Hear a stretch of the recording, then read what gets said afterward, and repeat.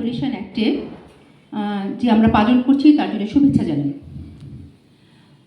আমি আজকে বলবো Indian constitution and labour rights and benefits নিয়ে, মানে ভারতের সংবিধান এবং শ্রমিকদের অধিকার ও কল্যাণ।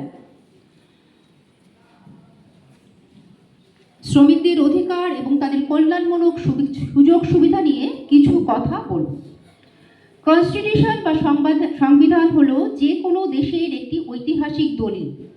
1947 সালে ভারত স্বাধীনতা লাভের পর স্বাধীন ভারতের জন্যে ভারতীয় সংবিধান রচিত হয় এবং প্রণীত হয়। ভারতীয় সংবিধান হলো দেশের সর্বোচ্চ আইন, বলতে পারি supreme law of the land. এই সংবিধান রাষ্ট্রীয় ক্ষমতা এবং নাগরিক অধিকারের প্রধান উৎস।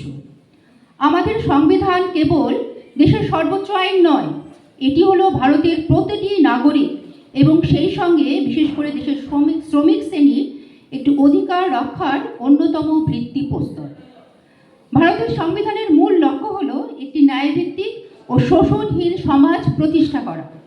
আমাদের সংবিধান প্রণেতারা বুঝতে পেরেছিলেন যে শ্রমিকরা হলো দেশের অর্থনীতির মেরুদণ্ড। তাই সংবিধানের মৌলিক অধিকার এবং নির্দেশমূলক নীতি, fundamental rights and directive principles of state পলিসিতে শ্রমিকদের অধিকারের কথা বিশেষভাবে বলা হয়েছে।